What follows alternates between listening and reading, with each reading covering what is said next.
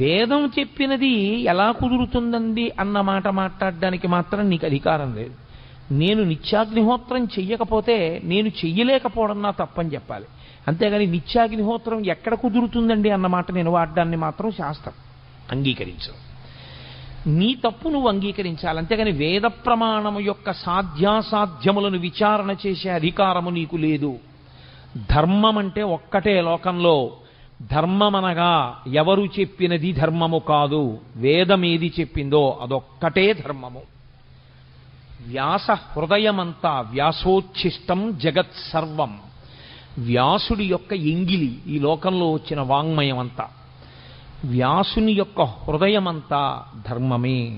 ధర్మం ధర్మం ధర్మం. దానికోసమే ఆయన 18 పురాణములను ఇచ్చాడు, 4 వేదములను విభాగం చేశాడు, బ్రహ్మసూత్రములను ఇచ్చాడు. ఇన్ని ఇవ్వడానికి కారణం ధర్మాన్ని పట్టుకోండి.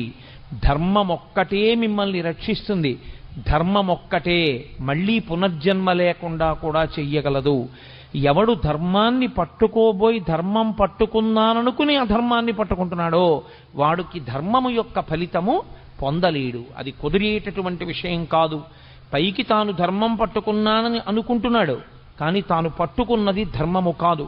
స్వధర్మో నిధనం శ్రేయ పరధర్మో భయావహ. తనకి కాని ధర్మం పట్టుకున్నవాడు తాను తరించలేడు. కాబట్టి ధర్మమే ప్రాతిపదిక. అందుకే ప్రారంభమే మంగళవాచకంగా దీన్ని తీసుకున్నారు వ్యాసుల వారంటే ధర్మశబ్దాన్ని తీసుకున్నారు. ధర్మక్షేత్రే కురుక్షేత్రే. కురుక్షేత్రమైనటువంటి ధర్మక్షేత్రంలో ఆ కురుపాండవులు ఇద్దరూ కూడా కలుసుకున్నారు. ఇక యుద్ధం ప్రారంభం అవ్వాలి. ఎవరి ధర్మం వారిది. లోకంలో ధర్మరాజు గారు ఎదురుగుండా కనపడినటువంటి పెద్దవాడు, వంశకర్త, మహానుభావుడు భీష్ముడు.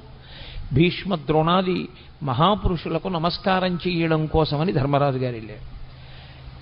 అర్జునుడు ఇరుపక్షముల మధ్యలో నిలబెట్టబడినటువంటి రథంలో నిలబడి ఉన్నాడు. కృష్ణ భగవానుడు అన్నాడు, అర్జున చూడొక్కసారి ఇరుపక్షములలో మోహరించిన సైన్యాన్ని చూడు. ఎందుచేత అర్జునుడే ప్రధానంగా రాక్షస సంహారము అంటే రాక్షసులే కురువీరుల వైపు ఉన్నారు, లేదా కురువీరులుగా ఉన్నారు. ఇప్పుడు వాళ్ళని సంహరించాలి. అందుకే అతనికి అంత శస్త్రాస్త్ర సంపదనంతటిని ఇప్పించాడు కృష్ణ పరమాత్మ. చూడవయా, ఒక్కసారి వాళ్ళతో యుద్ధం చేయాలి నువ్వు. అడుగో భీష్ముడు, అడుగో ద్రోణుడు, అడుగో కృపుడు, అడుగో శల్యుడు, అడుగో అశ్వత్థామ, అడుగో దుర్యోధనుడు, వరుసగా అందరినీ చూపించాడు. నిలబడినవాడు నిలబడినట్టు వెంటనే అర్జునుడు ఒక మాట అన్నాడు. అందుకనది అర్జున విషాద యోగమైంది. నకాంక్షే విజయం కృష్ణ నచ రాజ్యం సుఖానిచ కిన్నో రాజ్యేన గోవింద కిం భోగైర్జీవితేనవా. ఈ శ్లోకాలు అర్థం చేసుకోవడంలో వచ్చినటువంటి వైక్లభ్యంతో అక్కర్లేని వ్యాఖ్యానాలు చేస్తున్న వాళ్ళు ఉన్నారు లోకంలో. ఆయనకి కూడని ధర్మాన్ని ఆయన మాట్లాడాడు. ఆయన అన్నాడు, నకాంక్షే విజయం కృష్ణ. ఏమొస్తుంది ఇప్పుడు వీళ్ళందరినీ చంపేస్తే? విజయం వస్తుంది. విజయం వస్తే ఏమొస్తుంది? రాజ్యం వస్తుంది. రాజ్యం వస్తే ఏమొస్తుంది? ధర్మరాజు గారు సింహాసనం మీద కూర్చుని పరిపాలన చేస్తాడు. కానీ ఏమైపోతుంది? నా గురువు మరణిస్తాడు, మా తాతగారు మరణిస్తారు, నా అన్నదమ్ములు మరణిస్తారు, నా బంధువులందరూ చచ్చిపోతారు. ఇంతమంది చచ్చిపోయినటువంటి నెత్తుటి కూడు మిగులుతుంది.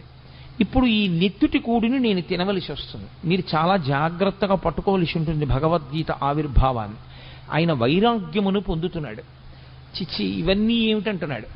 ఆయన ధర్మాన్ని మాట్లాడుతున్నాడు. వీళ్ళందరినీ చంపడం ఎందుకని? కానీ ఆ ధర్మంలో వైక్లభ్యం ఉంది, అది దిద్దాలి ఇప్పుడు కృష్ణ పరమాత్మ. వీళ్ళందరినీ చంపడం ఏమిటి? వీళ్ళందరినీ చంపేస్తే ఏమొస్తుంది? నాకేం మిగలదు. అందరినీ చంపేసిన వాడు అర్జునుడు అన్న పేరు వస్తుంది. ఇంతమందిని చంపేసి నేను రాజ్య పరిపాలన మొదలు పెడితే నిన్నటి వరకు నా కంటి ముందు ఉన్నటువంటి తాతలు, తండ్రులు, గురువులు, బంధువులు, స్నేహితులు ఇంతమంది మరణించిన తరువాత నేనొక్కడిని మిగిలితే నేను పొందేటటువంటి సంతోషం ఏమిటి? కాబట్టి నాకొద్దు ఈ యుద్ధము వద్దు, ఈ విజయము వద్దు, ఈ రాజ్యము వద్దు. ఇప్పుడు ఆయన ఎంత భయవిహ్వలుడైపోయాడంటే అంతటి మహావీరుడైనటువంటి అర్జునుడి చేతులు వణికిపోయాయి. వణికిపోవడంలో ఆయన చేతిలో ఉన్నటువంటి గాంధీవం జారి కింద పడిపోయింది. కింద పడిపోతే తాను ఎలా నిలబడ్డాడో అలా నిలబడ్డవాడు నిలబడ్డట్టే నీరసం ఆవహించేసి చతికిల పడిపోయాడు. నీరసం ఆవహించి చతికిల పడిపోయాడు అంటే ఆయన శరీరంలో ఇప్పుడు ఏదో ఆరోగ్యపరమైన సమస్య తలెత్తలేదు. ఆయనకి శరీరంలో ఎంత ఆరోగ్యం ఉండాలో అంత ఆరోగ్యము ఉంది, ఎంత బలం ఉండాలో అంత బలము ఉంది. కానీ శరీరమునందుండవలసినటువంటి బలాన్ని, శరీరమునందు ఉన్నటువంటి ఆరోగ్యాన్ని ఏది పాడు చేసేసింది అంటే బలహీనపడిపోయినటువంటి మనస్సు పాడు చేసేసింది. ఇది చాలా గొప్ప విషయం. మీరు ఎంత బలవంతులు అన్నది కాదు, మీ మనస్సు ఎంత జవంతో ఉన్నది అన్నది ప్రధానం. మనస్సుకి జవం లేనివాడు శరీరంతో ఎంత బలం ఉండనివ్వండి ఉపకారం చేయలేడు.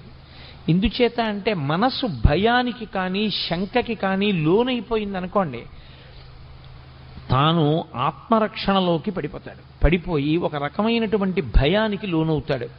భయానికి మారుపేరే శాస్త్రంలో మృత్యు.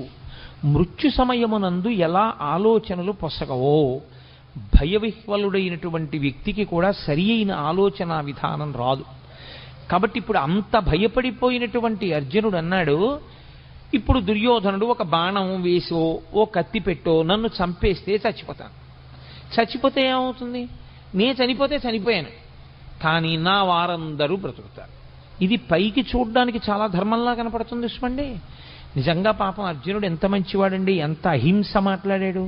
యుద్ధం జరగకుండా ఎందుకు ఇవన్నీ హాయిగా నాకు ఏ రాజ్యము వద్దు ఏ విజయం వద్దు అన్నాడు. ఎంత మంచి మాట మాట్లాడాడండి అర్జునుడు, ఎంత చక్కటి వాడండి అని మనకు అనిపిస్తుంది. కానీ ఈ మాటలు చెప్పి ఇంకొంచెం ముందుకు వెళ్ళిపోయాడు. ఇంకొక ఆశ్చర్యకరమైన మాట అన్నాడు, నేను వీళ్ళందరినీ చంపేస్తే ఇక లోకంలో నా బంధువులన్న వాళ్ళు మగవాళ్ళు ఎవరు మిగలరు, అప్పుడు ఆడవాళ్ళు ఒక్కళ్ళే మిగులుతారు.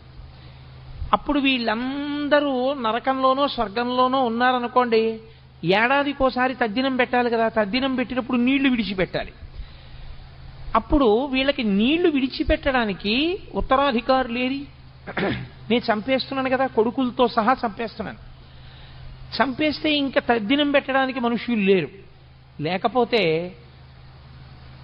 ఆ పితృదేవతలు ఎవరైతే ఉన్నారో పతంతి పితరో హ్యేషాం లుప్త పిండోదక క్రియా, వాళ్ళకి పిండ ఉదక క్రియలు ఉండవు.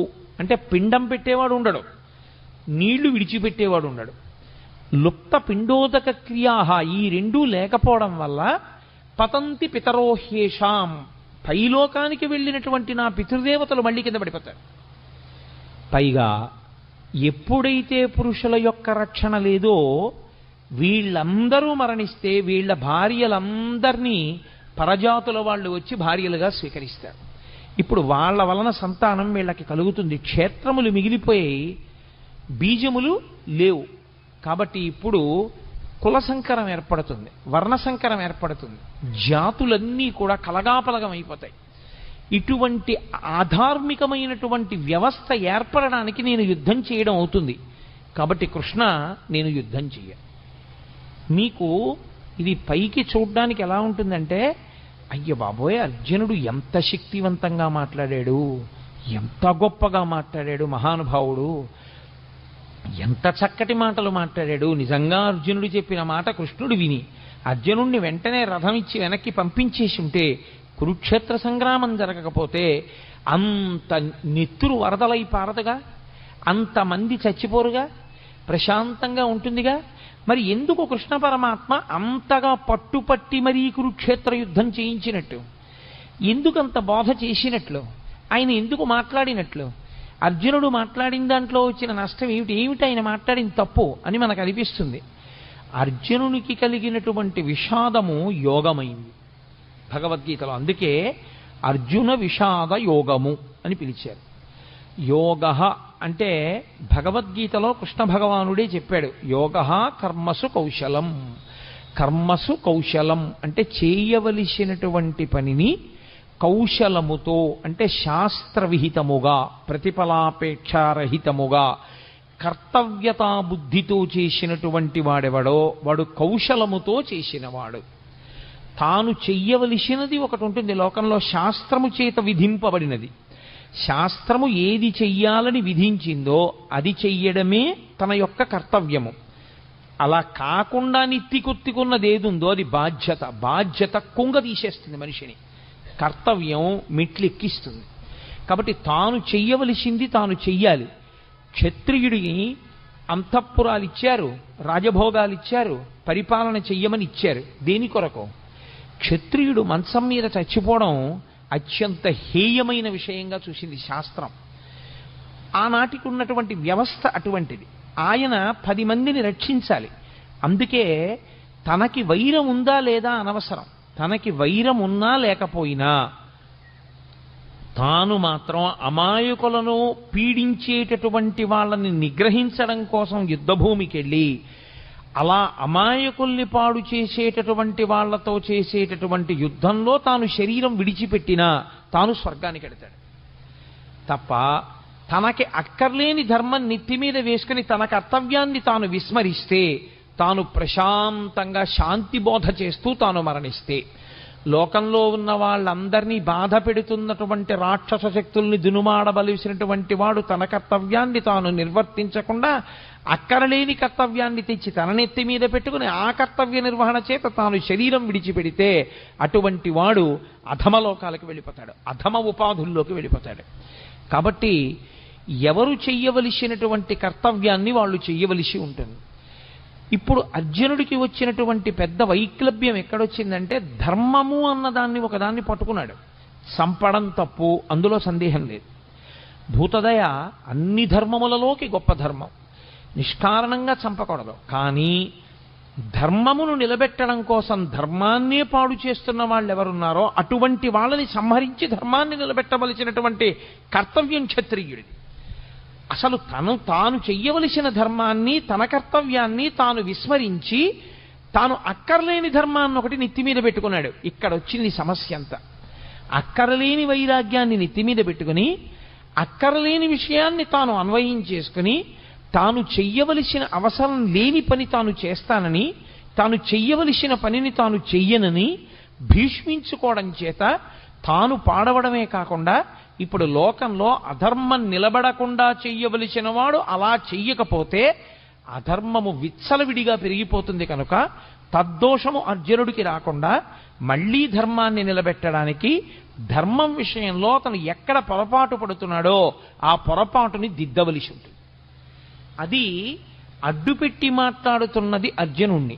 కానీ అసలు మన ధర్మం ఏమిటి, మనం ఏం చెయ్యాలి, మనం ఎందుకు పాడవుతుంటాం, మనకి మళ్ళీ మళ్ళీ ఎందుకు పునర్జన్మ కలుగుతూ ఉంటుంది, ఈ రహస్యాలన్నీ తెలుసుకోవాలనుకుంటున్నటువంటి వాడికి కృష్ణుడు చేసినటువంటి భగవద్గీత బోధని వినడం తప్ప, దాన్ని ఆచరణలోకి తెచ్చుకోవడం తప్ప తప్పించుకోవడానికి పునర్జన్మని వేరొక మార్గం మాత్రం ఉండదు. అందుకే ఆనాడు అర్జునుడికి చెప్పడం అన్నది మిష. కానీ మనం కూడా అందరము అటువంటి కురుక్షేత్రంలోనే నిలబడతాం. మనందరికీ కూడా ధర్మం విషయంలో మీమాంస, ధర్మం విషయంలో అనుమానం.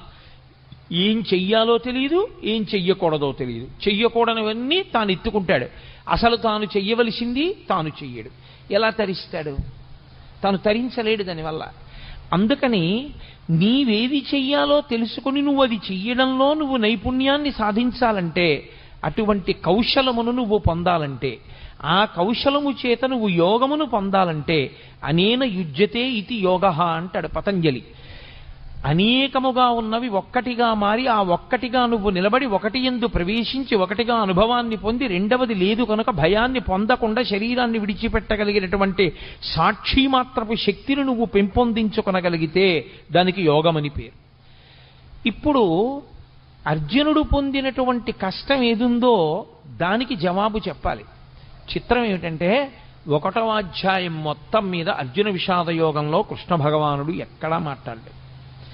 ఎందుచేత అంటే ఎవడికి ధర్మం విషయంలో అనుమానం ఉందో, ఎవడు పొరపాటు జీవితం గడుపుతున్నాడో, ఎవడు ఈ అయోమయంలో ఉన్నాడో వాణ్ణి ముందు తనకున్న అయోమయం అంతా మాట్లాడినివ్వాలి. అందుకని ముందే నోరు నొక్కేశారనుకోండి, అసలు నన్ను చెప్పనిస్తే కదండి అంటాడు. అందుకని ముందు మాట్లాడనివ్వాలి.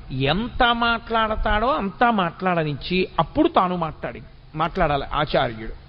అందుకే 2వ అధ్యాయం వచ్చేంత వరకు అసలు కృష్ణ భగవానుడు నోరు విప్పలేదు. మనం డాక్టర్ గారి దగ్గరికి వెడతాం. డాక్టర్ గారి దగ్గరికి వెడితే డాక్టర్ గారు మనకున్నటువంటి అనారోగ్యాన్ని అడుగుతాడు. మనకేం తెలుసు అంటే దేని మూలంగా రోగం వచ్చిందో మనకి తెలియదు. వచ్చిన రోగం వల్ల మనం పడుతున్న బాధ ఒకటే మనకి తెలుసు. మనమేం చెప్పగలం? మన బాధ ఒకటే చెప్పగలం డాక్టర్ గారికి.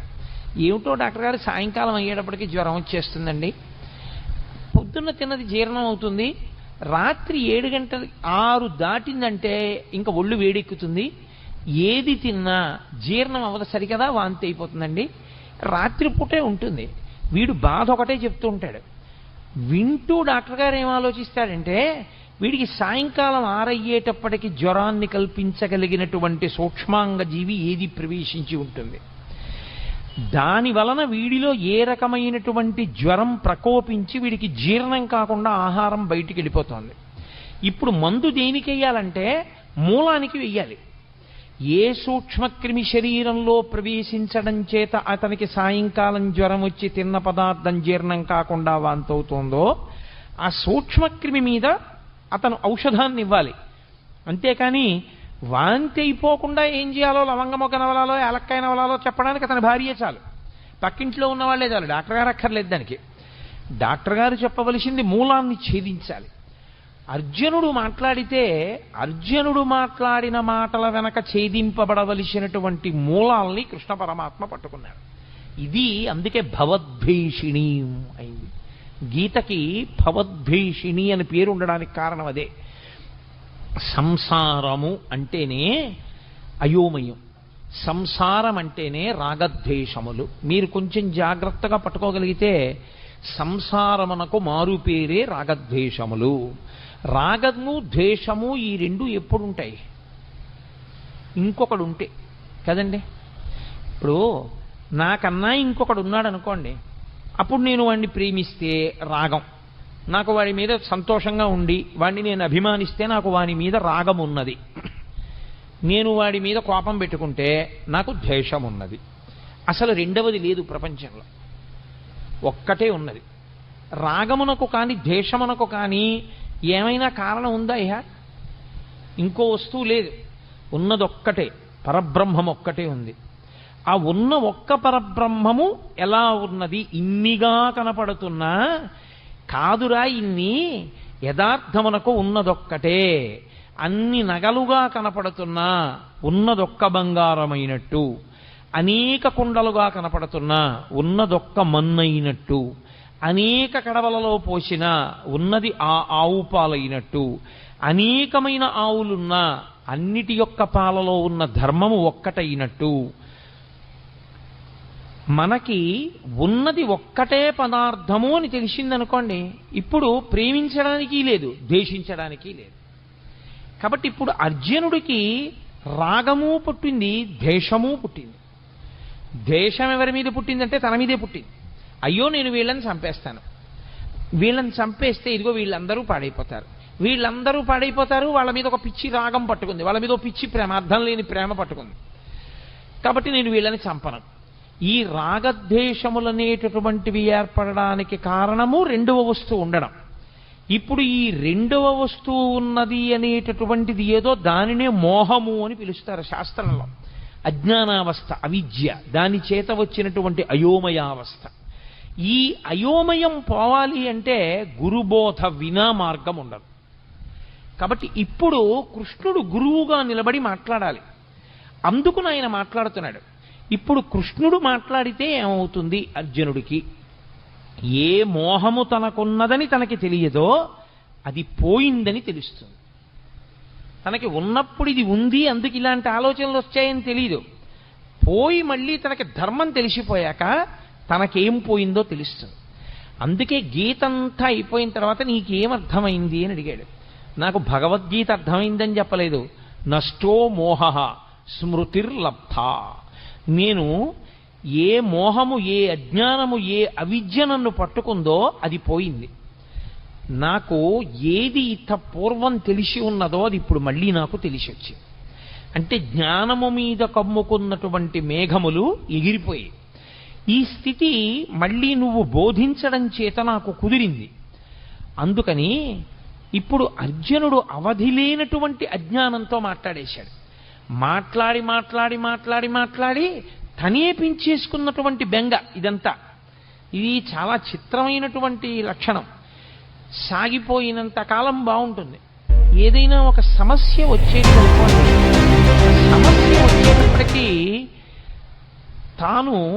తానుగా నిలబడి కర్మఫలాన్ని అనుభవించేసేయగలిగినటువంటి శక్తి అందరి యందు ఉండడం సాధ్యమయ్యే విషయం కాదు. చాలా చాలా కష్టం. అక్కడికి వచ్చేటప్పటికీ గిజగిజగిజలాడిపోయి ఖచ్చితంగా ద్వైతీభావంలోకి వెళ్ళిపోతాడు. వాడు నేను రెండు భావాలు వస్తాయి. అభిమానము చేత కానీ ద్వేషము చేత కానీ వచ్చేస్తుంది అది. ఈ వచ్చినప్పుడు మాట్లాడడమే చాలా కష్టం. అక్కడ ఆ భావనల నుంచి శిష్యుణ్ణి పైకెత్తి స్వధర్మం దగ్గర నిలబెట్టాలి. మళ్ళీ ఏది ధర్మమో దాని యందు నిలబెట్టాలి. అది నిలబెడుతున్నాడు ఆయన. ఇప్పుడు ఆయన నిలబెట్టడంలో ఒక్క అర్జునుడు కాదు అలా నిలబడేది. గీత చదువుకుంటున్న వాళ్ళందరూ అటువంటి ధర్మక్షేత్రంలో, అటువంటి కురుక్షేత్రంలో నిలబడ్డవాళ్ళే. మనం అందరం కూడా రాగము ద్వేషము ప్రతి క్షణం. చిత్రం ఏమిటంటే రాగము శాశ్వతముగాను ఉండదు, ద్వేషము శాశ్వతముగాను ఉండదు. ఒకప్పుడు మీరు అపారమైన రాగముతో ఉన్న వ్యక్తి మీరు అపారముగా ద్వేషించే వ్యక్తి, మీరు అపారముగా ద్వేషించే వ్యక్తి మీరు అపారముగా ప్రేమించే వ్యక్తి మారిపోతుంటుంది.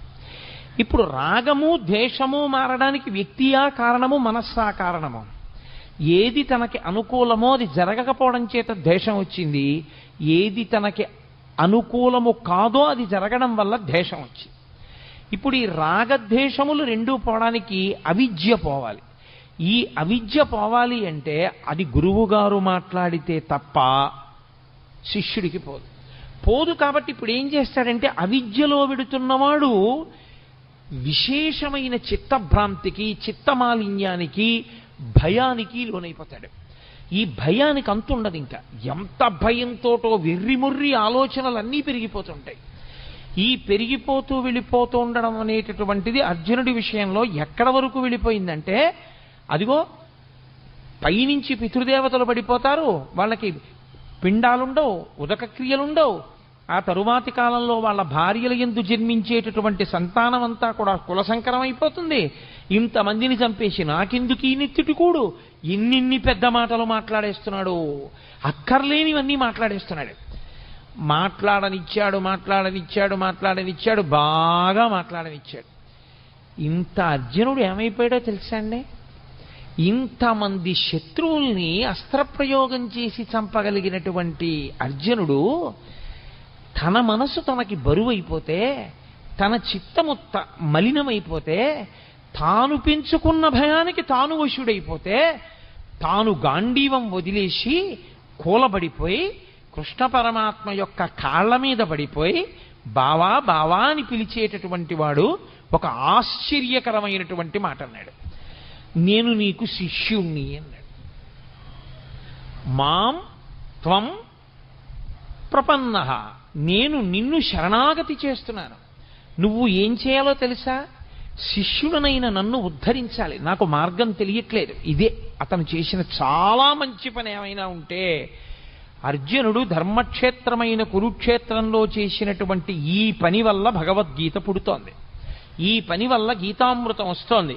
ఈ పని వల్ల వచ్చినటువంటి గీతామృతం కాలంతో, దేశంతో సంబంధం లేకుండా మానవాళిని తరింపచేస్తూనే ఉంది. మాట్లాడి ఇంకా నేను మాట్లాడనయా, మాట్లాడిన కొద్దీ భయం ఎక్కువైపోతోంది. ఇంకా భయం వైపుకే పెడుతున్నాయి కానీ ఆలోచనలు. నేను బయటికి రాగలనన్న ఆలోచన అసలు నాకు రావట్లేదు. కాబట్టి మీరు వినా నాకు శరణ్యము లేదు. గురువుగారి కాళ్ళ మీద పడిపోయి నేను ప్రపన్నుడను అంటే నేను శరణాగతి చేస్తున్నాను, మీరు నన్ను స్వీకరించి నా యొక్క బాధనంతటినీ పోగొట్టండి. ఇప్పుడు అసలు నేనేం చెయ్యాలి నాకు అర్థం కావట్లేదు అన్నాడు. ఎవరు యుద్ధం చేస్తానని వచ్చినవాడు. ఇప్పుడు కాదు, ఎప్పటి నుంచో యుద్ధం చేస్తాను కౌరవుల్ని సంహరిస్తానని పెద్ద తపస్సు చేసి పరమేశ్వరుణ్ణి సాక్షాత్కరింపజేసుకుని పాశుపతాస్త్రం పొందినవాడు, అంతమంది దేవతల దగ్గర అన్ని అస్త్రాలు పొందినవాడు, అంతమంది గురువుల్ని సేవించినవాడు, ఎప్పుడు కురుక్షేత్ర సంగ్రామం జరుగుతుందా కౌరవుల్ని మట్టు పెడదామని ఎదురు చూసినవాడు, ఇవాళ ఆశ్చర్యంగా యుద్ధం చేయడం మాట దేవుడిని కృష్ణ పరమాత్మ యొక్క కాళ్ల మీద పడిపోయి, కృష్ణ నీవు తప్ప నాకు దిక్కెవరు, కాబట్టి నువ్వే నన్ను రక్షించాలి. ఆయన మాట్లాడడం మొదలుపెట్టాడు. ఆయన మాట్లాడుతూనే ప్రారంభం ఏమన్నా తెలుసా అండి? ఆయన మాటలకున్నటువంటి గమ్మత్తు ఏమిటంటే ఆయన మాట మొదలు అదే, భగవద్గీతలో ఆయన మాట చివర అదే. ఆయన అసోత్యానన్వశోచస్త్వం ప్రజ్ఞావాదాంశ్చ భాషసే గతాసు నగతాసూంశ్చ నానుసూచంతి పండితాః. అశోచ్యానన్వశోచస్త్వం అంటూ ప్రారంభం చేశాడు. ఏడవవద్దు, శోకము వద్దు, అసలు ఈ దిక్కుమాలిన ఏడుపన్నది మొదట మానే. భగవద్గీత వింటే వచ్చేది ఏమిటి? ఏడవడం పోతుంది. భగవద్గీత ప్రారంభంలో కృష్ణ పరమాత్మ ఏ శ్లోకంతో ప్రారంభం చేశారో అదే శ్లోకంలో ఉన్న అదే తాత్పర్యంతో, అదే ధర్మంతో, అదే మాటతో భగవద్గీత పూర్తి. సర్వధర్మాన్ పరిత్యజ్య మామేకం శరణం వ్రజ అహం త్వా సర్వపాపేభ్యో మోక్షయిష్యామి మాసుచ. ఏడవవద్దు, శోకించవద్దు. అసలు శోకము తప్పు. శోకమన్న మాటకు అర్థం లేదు. శోకించడానికి కారణము లేదు. దేనికి శోకిస్తావు? దేనికి ఏడుస్తున్నావు నువ్వు? అసలు నువ్వు ఏడవడానికి కారణం ఏమిటి? పైగా ఏడిచేటప్పుడు ఎలా మాట్లాడుతున్నావు? అశోచ్యానంద్వశోచస్త్వం ప్రజ్ఞావాదాంశ్చ భాషసే. వాత పెట్టి మాట్లాడాడు. ఒక గురువు ఎలా మాట్లాడాలో అలా మాట్లాడాడు. ప్రజ్ఞావాదాంశ్చ భాషసే. 4 పుస్తకాలు జరిగితే మాట్లాడడం అనుకుంటున్నావా? లేకపోతే ఏదో నీ బుద్ధికి తోచింది మాట్లాడడం అనుకుంటున్నావా?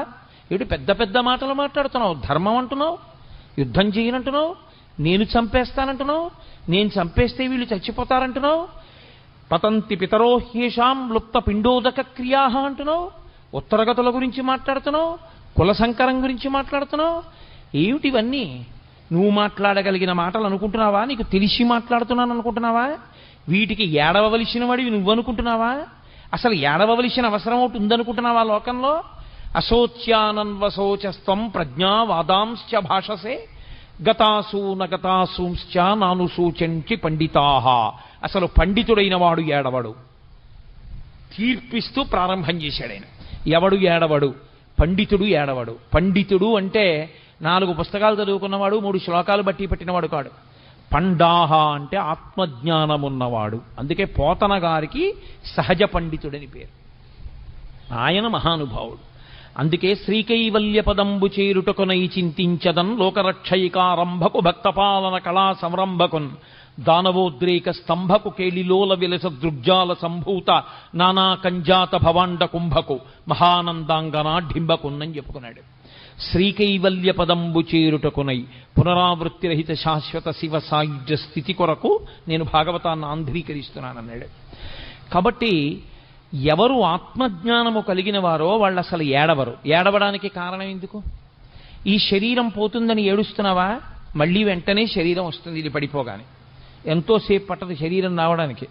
రవీంద్రనాథ్ ఠాగూర్ చెప్పినట్టు తల్లి ఒక స్తనం దగ్గర పిల్లవాడికి పాలిస్తున్నది, ఈ స్తనం నుంచి ఈ స్తనం దగ్గరికి పిల్లవాడిని మార్చుకోవడం ఎంతసేపు పడుతుందో, జీవుడు ఒక శరీరాన్ని విడిచిపెట్టి ఇంకొక శరీరాన్ని పొందడానికి అంతే సమయం పడుతుంది.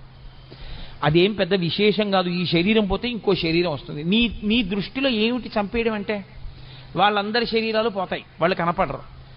నీ బుర్ర ఈ శరీరం పోతే ఇంకో శరీరం వస్తుంది. ఏమిటి చచ్చిపోతుంది? కాబట్టి శరీరమునకు చావు లేదు. ఈ శరీరం పడిపోతోందేమో, ఇంకో శరీరం వస్తోంది. శరీరమునందు పంచభూతములే. పంచభూతములు లేని శరీరం ఇంకోటి లేదు. పృథివీ ఆపస్తేజో వాయు ఆకాశములే ఉండాలి ఇందులో ఉన్న. కాబట్టి వాళ్ళు ఏ శరీరంలో కొన్నా పంచభూతాలతోనే ఉంటారు. కాబట్టి ఈ రాజులు లేని రోజు లేదు, ఉన్నారు. ఆత్మ ఉండదంటావా? ఎప్పుడు ఉన్నది ఆత్మ. మరి దేనికి ఏడుస్తున్నావు నువ్వు? అసలు నువ్వు ఏమిటి పాండిత్యంతో పెద్ద ప్రజ్ఞావాదాంశ్చ భాషసే, నేను చాలా గొప్పవాడిని మాట్లాడేస్తున్నావు. వీళ్ళందరూ చచ్చిపోతారంటున్నావు, నే చచ్చిపోతానంటున్నావు, వీళ్ళందరూ ఏమిటో పడిపోతారంటున్నావు. ఎవరు చచ్చిపోతారు? నేను మీతో మనవి చేశా, వైద్యుడు మూలానికి మందిచ్చినట్టు మూలానికి మందిస్తూ ప్రారంభం చేశాడు. అంత గంభీరంగా ఉంటుంది గురువు గారి కంఠం. అంటే గురువాణి అంటే సింహస్వప్నము. మిగిలిన పిట్టలు కుయ్యచ్చు, కాకులు కుయ్యచ్చు, పందులు అరవచ్చు, పిల్లులు అరవచ్చు అరణ్యంలో. ఏ జంతువు భయపడదు. సింహం బయటికి వచ్చి అరిచిన తరువాత అరవగలిగిన జంతువు ఉండదు, వెళ్ళిపోవలసిందే ఎక్కడికైనా, తప్ప ఇక నిలబడవు. ఆచార్యుడు వచ్చి మాట్లాడిన తర్వాత మాట్లాడగలిగిన సమర్థత ఉన్నవాడు ఇంకొకడు ఉండడు. ఆచార్యులకు ఆచార్యుడు జగద్గురువు అయినటువంటి శ్రీకృష్ణ భగవానుడు వచ్చి మాట్లాడిన తర్వాత ఇక మాట్లాడడానికి ఏముండదు. అందుకే అంత గంభీరంగా ప్రారంభం చేశాడు. అసోత్యానన్వశోచస్త్వం ప్రజ్ఞావాదాంశ్చ భాషసే గతాసూ నగతాసూంశ్చ నాను సూచంతి పండితాహ. ఏడవరయా పండితులైనటువంటి వాళ్ళు, ఏడవడానికి లేదసలు. అశోచ్యానన్వశోచస్త్వం, ఏడవడానికి కారణము లేదని తెలుసుకో. అంటే నేను మీతో మనవి చేశా, ఎక్కడికి వెళ్ళాడు? రాగము ద్వేషము ఈ రెండో పదార్థం ఉంటేనే. అసలు రెండవ పదార్థము లేదు, ఉన్నది ఒకటే పదార్థమైనప్పుడు ఆ పదార్థమునకు రాగము లేదు ద్వేషము లేదు. ఏడుపెందుకు నీకు? దేనికి ఏడుస్తున్నావు? ఏ కారణానికి ఏడుస్తున్నావు?